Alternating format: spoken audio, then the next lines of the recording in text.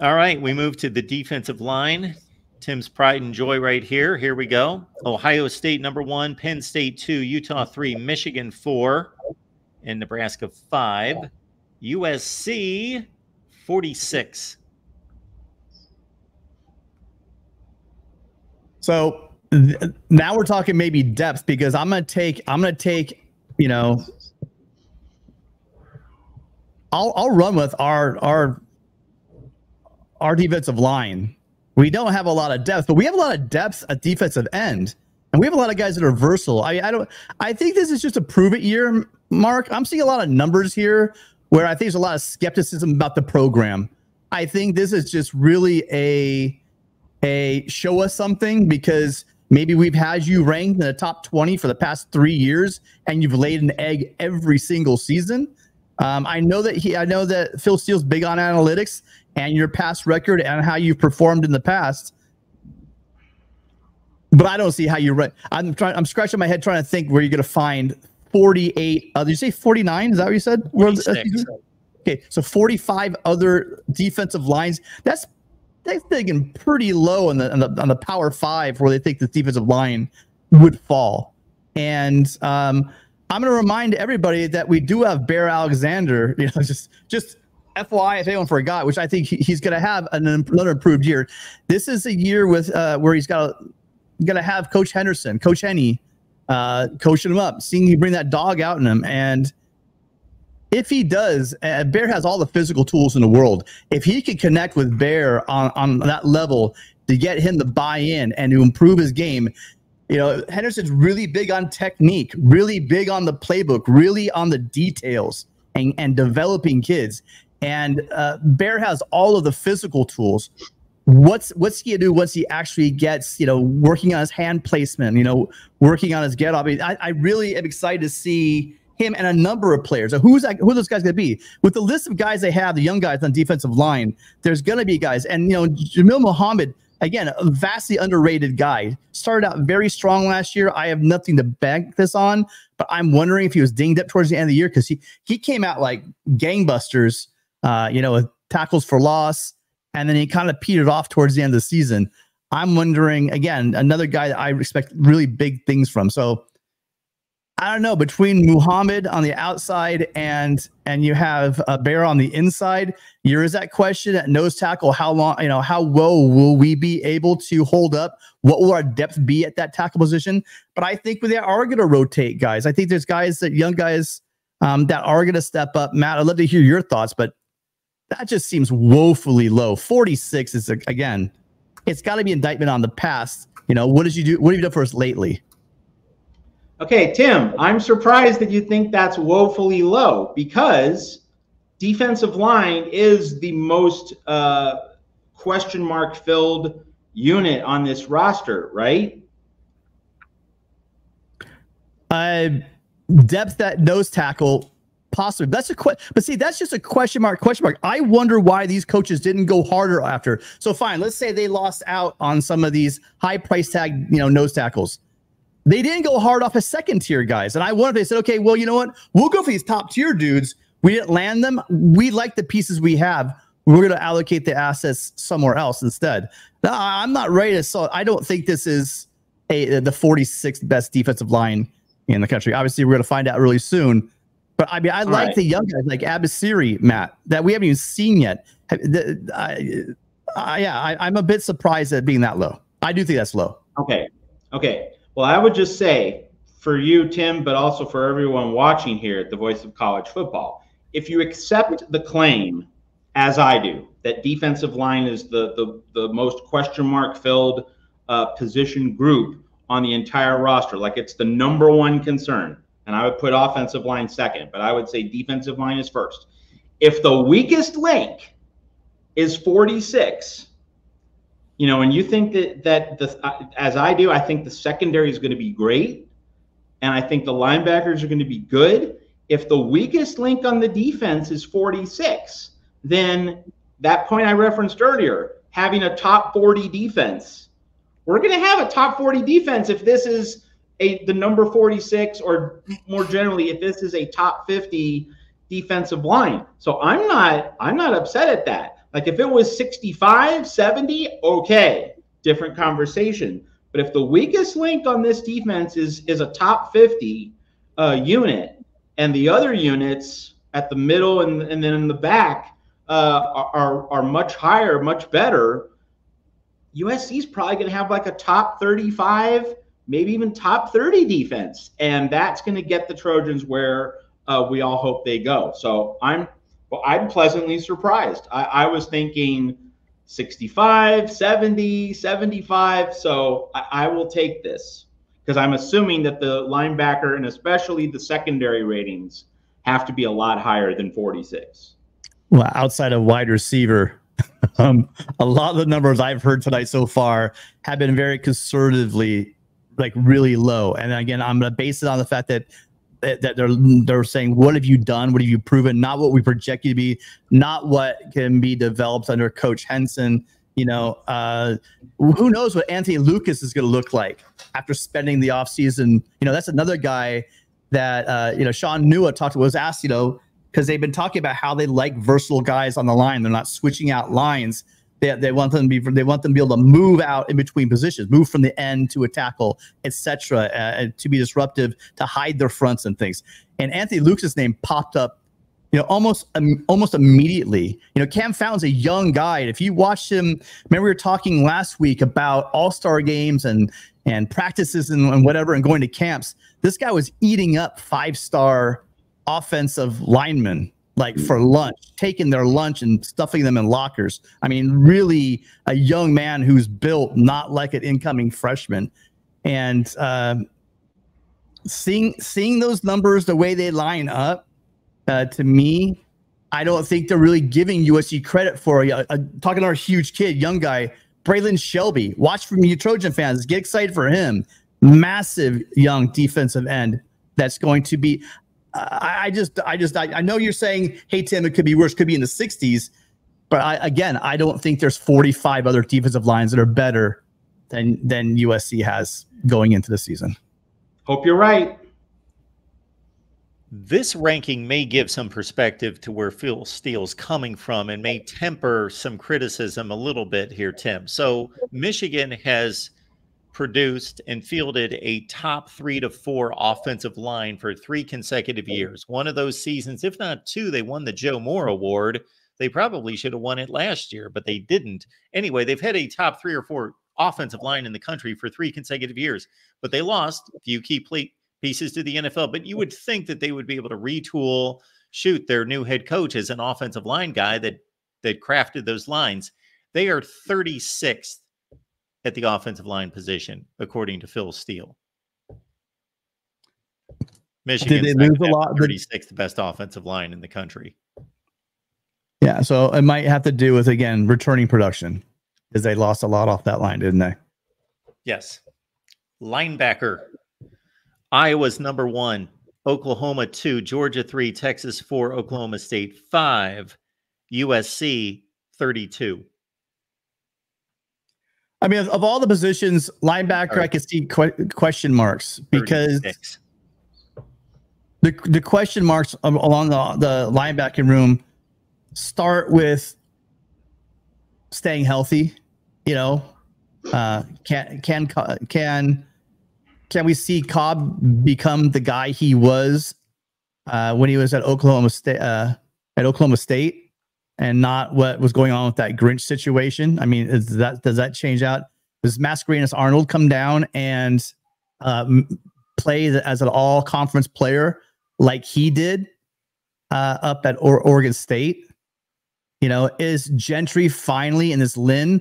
I mean, I can't wait to see how Lynn uses him. I mean, there's not a more unique linebacker than what he can do out there than Eric. We've seen him be disruptive in the passing game, and we've seen him get into the backfield, especially as a freshman. He was an all-conference, all-freshman player, right? Or was he maybe a freshman, even a freshman All-American at Arizona State? So wild cards, nothing proven, haven't been able to stay healthy, kind of thrown together. But again, if things break right, and Matt Entz can get these guys up and tackling like they forgot to do last year, you know, I I can't bitch too much about that one because the linebacking play at USC has been below where it should be for quite some time now. All right, so defensive line is 46. Linebackers are 32. I'm betting that the secondary checks in, give or take 2 or 3 spots, around 20.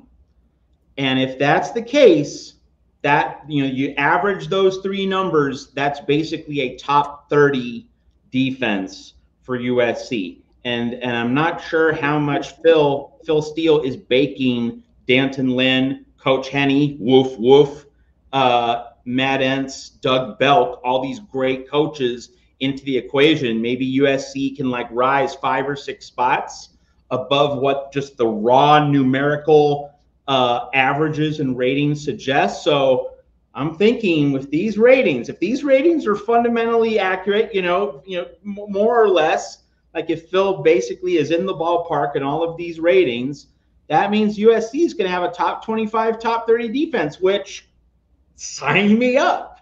Yeah. It's a good point, Matt.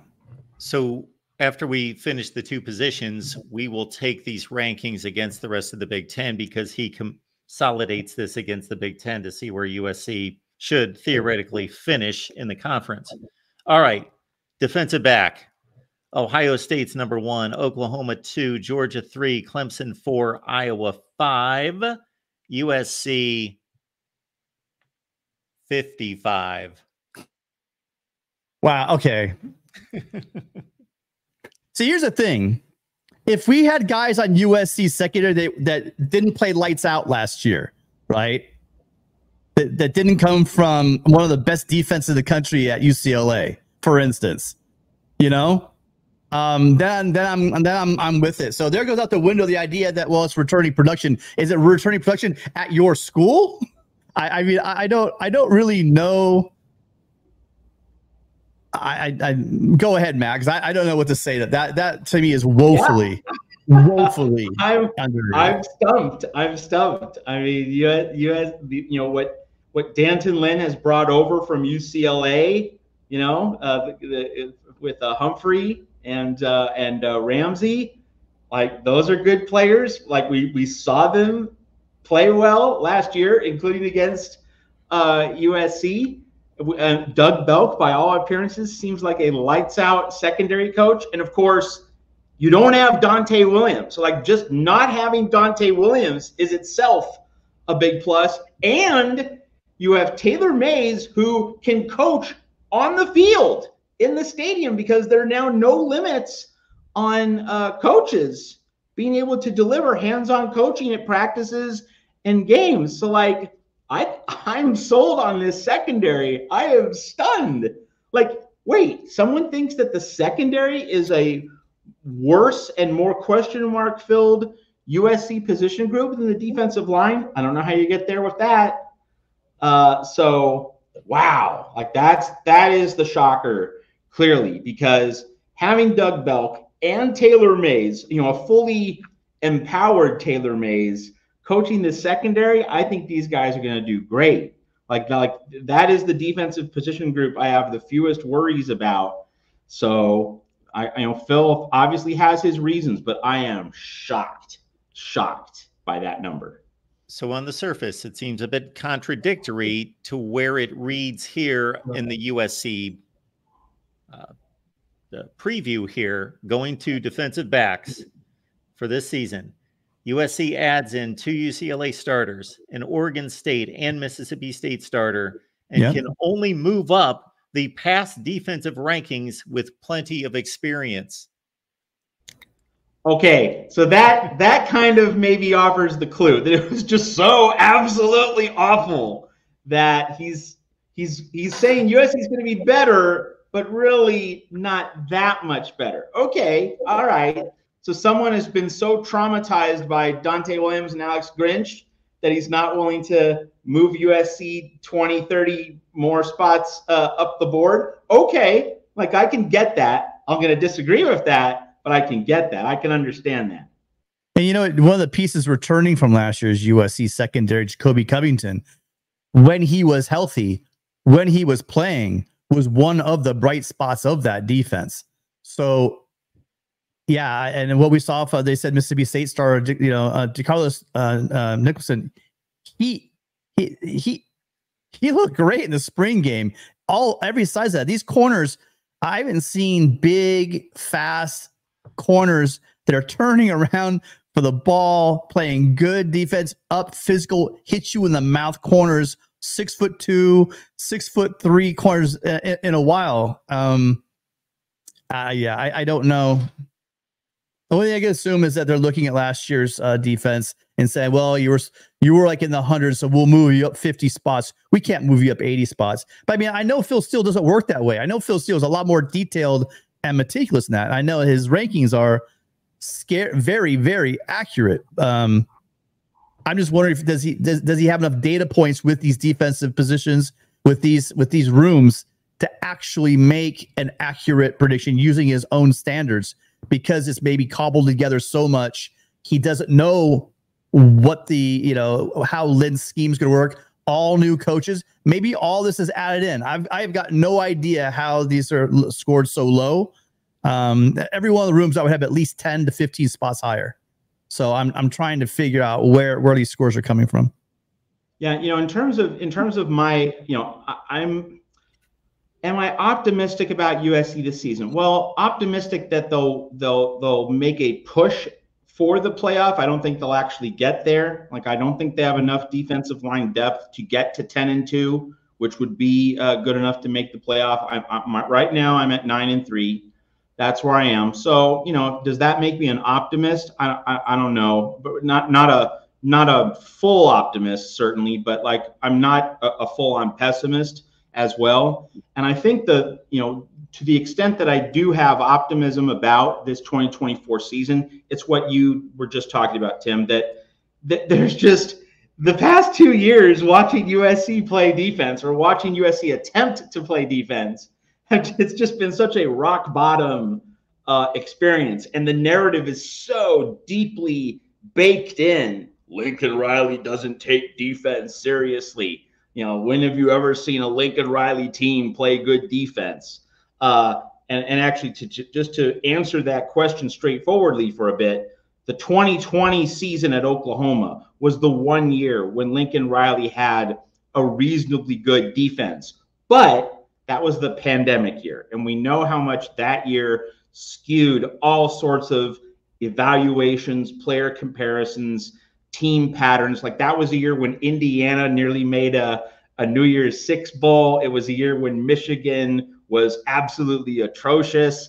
Lots of weird stuff happened during the pandemic year. And that's the only year in which a Lincoln Riley head coached defense was good. So, okay, I understand the skepticism about Lincoln Riley having a good defense, but like, you can't just ignore how bad last year's coaches were and how good these coaches really do seem to be.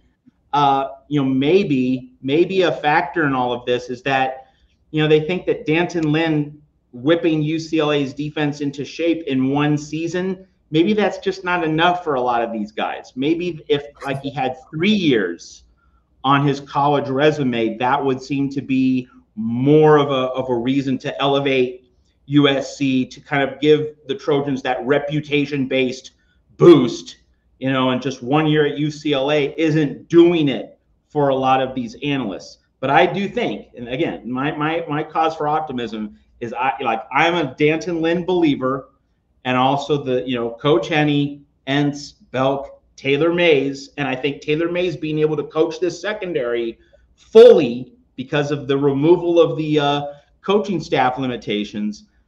Like, those are some really key factors in why I think this defense is primed to surprise a lot of people and blow apart that baked-in narrative about Lincoln Riley teams not taking defense seriously. I think USC really could overshoot the mark in terms of expectations, just because so many national pundits are they're fatigued, I think. Like, there's just they can't think another way. They can't think any differently.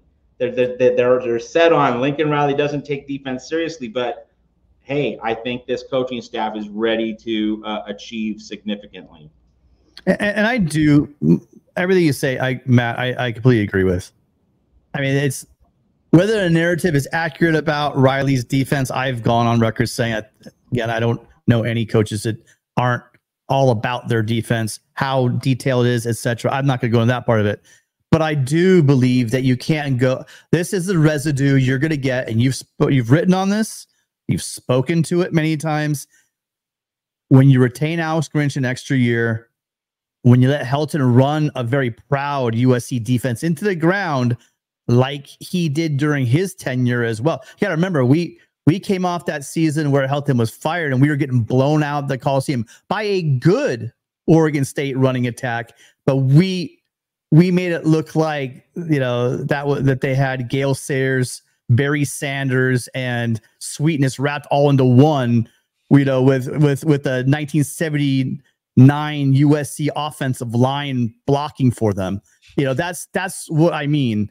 To turn it around all in one season might be much for any human being's mind to wrap around, except for your boy here, who's very optimistic about this team. So yes, I mean, I get it all. And I've been a big fan of Phil Steele forever.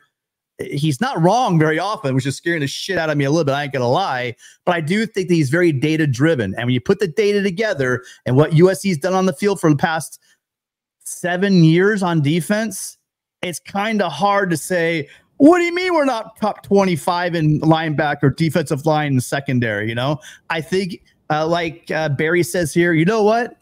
Just prove it on the field. You know, it's fun to get bragging rights in the preseason, but if you come out and handle business in Vegas, win or lose, show that you got your shit together and that you have a defense that's going to hit people in the mouth.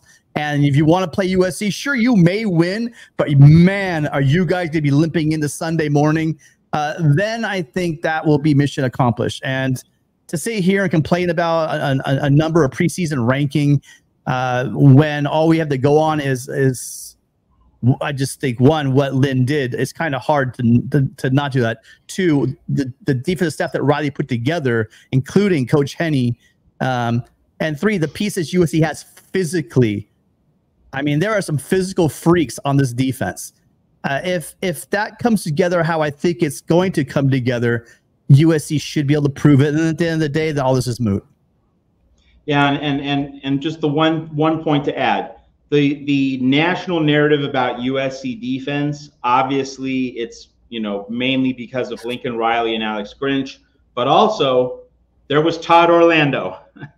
There was Clancy Pendergast. Like, it has been a long time since USC had a really, really good defensive coordinator, you know? So it's not just that the last 2 years were atrocious, but yeah, like, you have to rack your brain and you have to go through your mental Rolodex. Like, has USC had a really good defensive coordinator since the end of the Pete Carroll era? You know, it's a struggle. And so for national commentators to think USC is not going to be all that and a bag of chips on defense, you know, it's understandable. But I think that this defense is going to actually rise up.